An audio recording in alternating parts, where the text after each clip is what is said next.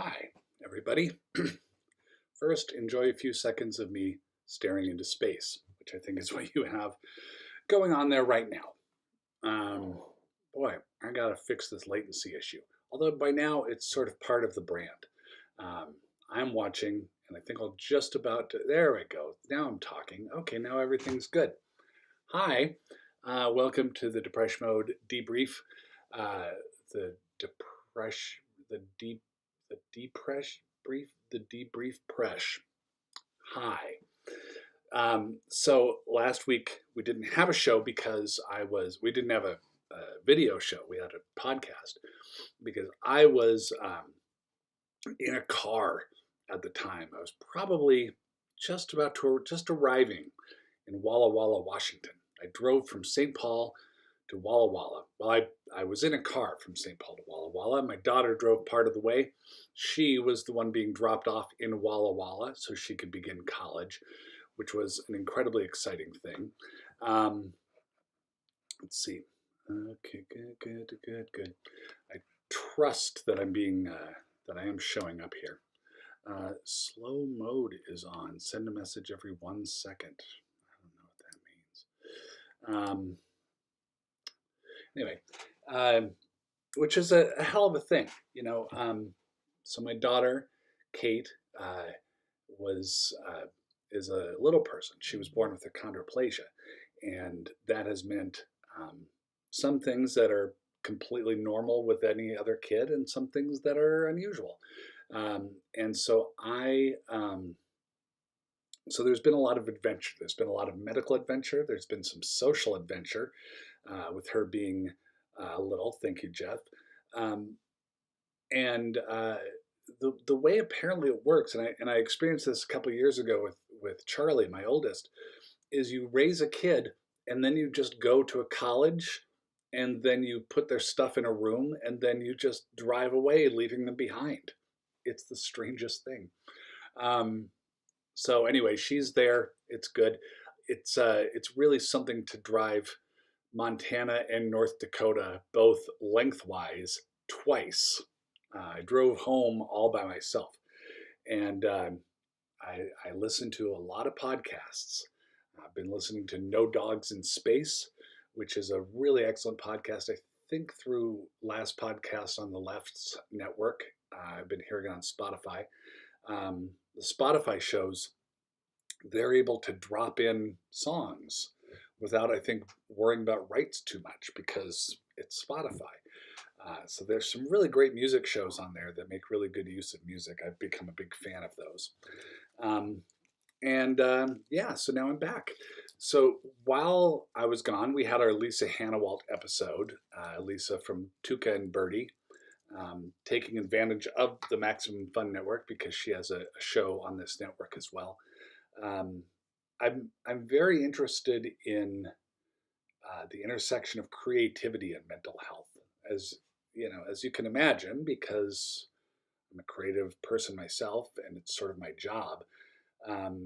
But also just like how I know that the myth of you need to, it helps to be mentally unwell to make things, to make good things, to make interesting things. I know that's a myth. I know that we would have had a lot more Elliott Smith and Nirvana albums if those guys had been healthy. And I came across a really interesting video. I'm going to put it on my Twitter after I'm done here because I think some of you might appreciate it. All about Van Gogh. And there's this idea that Van Gogh only created these really interesting things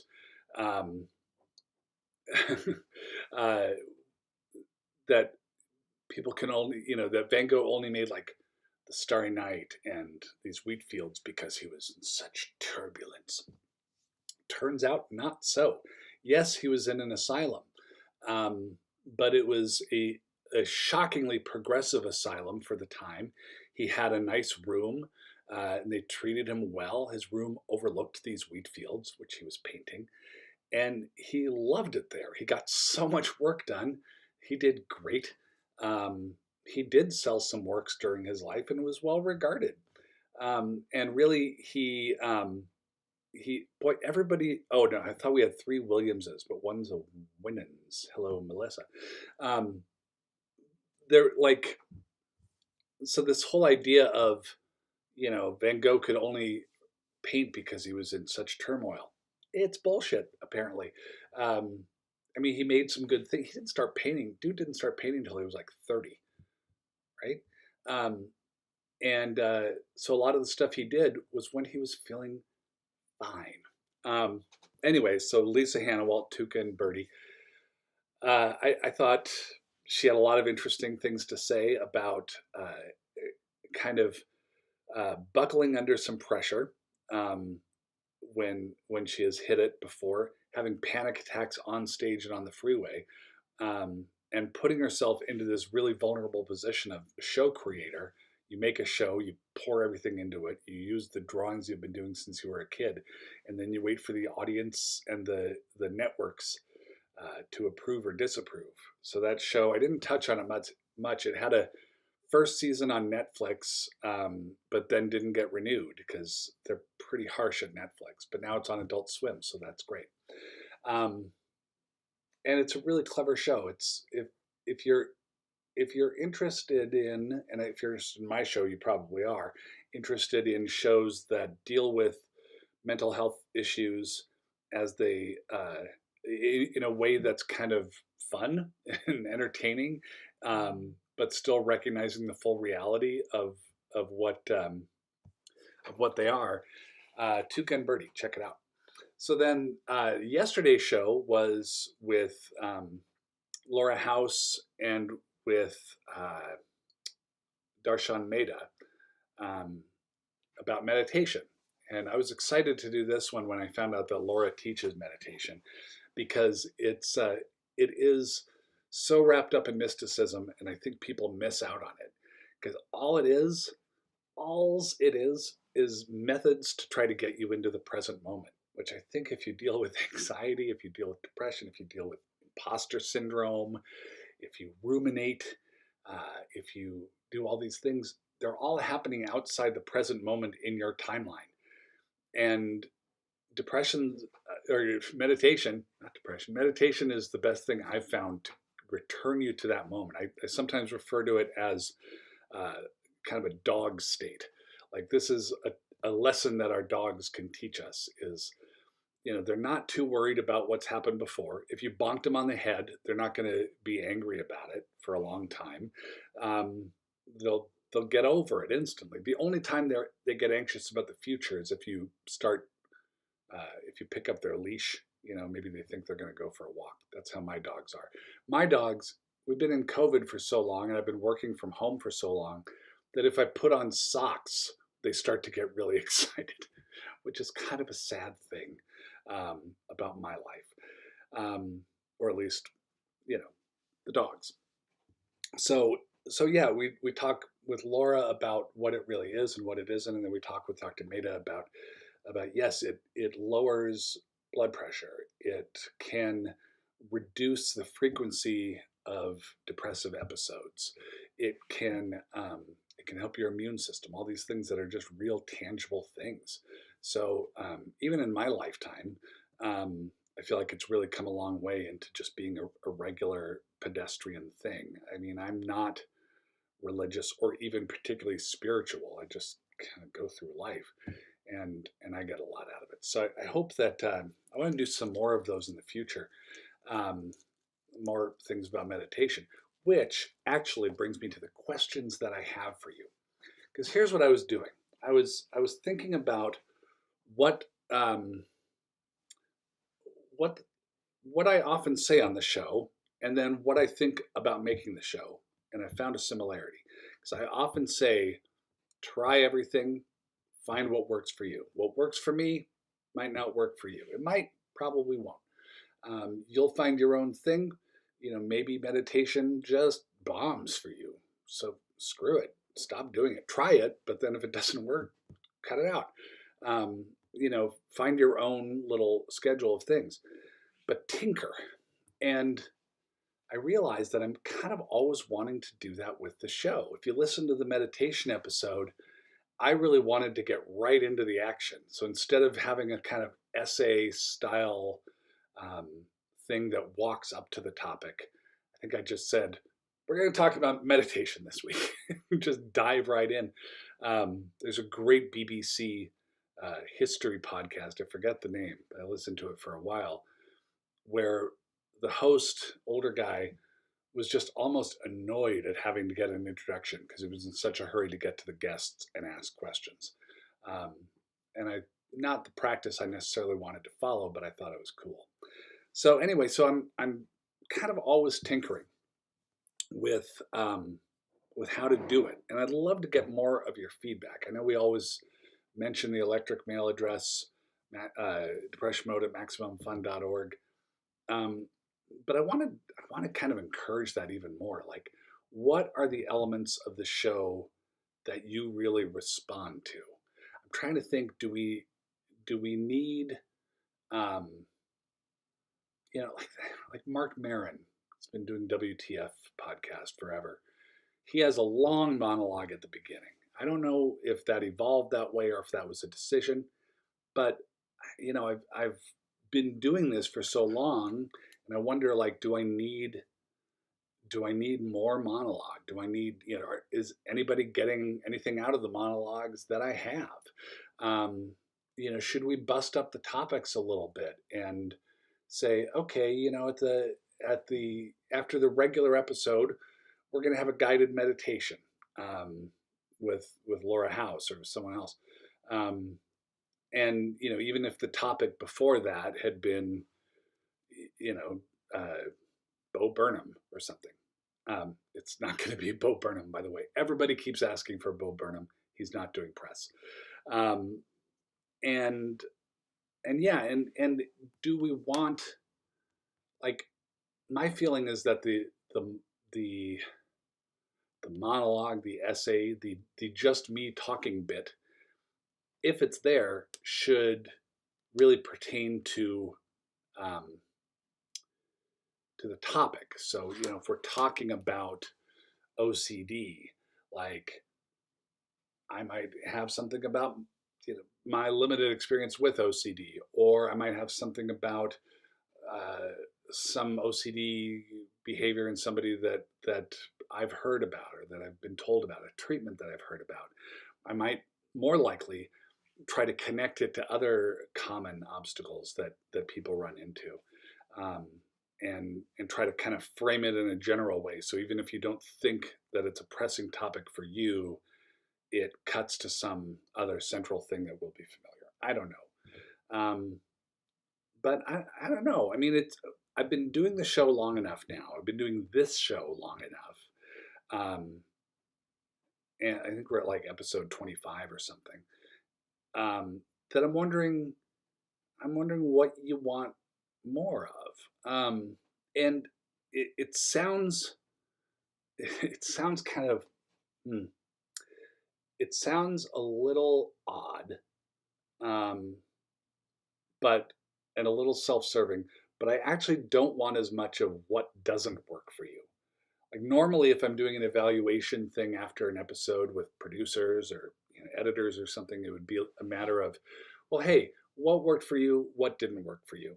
Um, and you know, but I want to leave out the what doesn't work for you, because I feel like a lot of that is kind of case by case and subjective. So tell me what does work for you. What have you heard that works for you? What would you like to hear that you think would work for you? Because it's really, I'm trying to do a different sort of show than mostly exists out in the world. Um, because I think the future of this show, and I think, if I can one day start adding more shows to this show with me as host or other people as hosts, but along the same lines, I think the future is not make sure everybody in the world listens to Depresh Mode.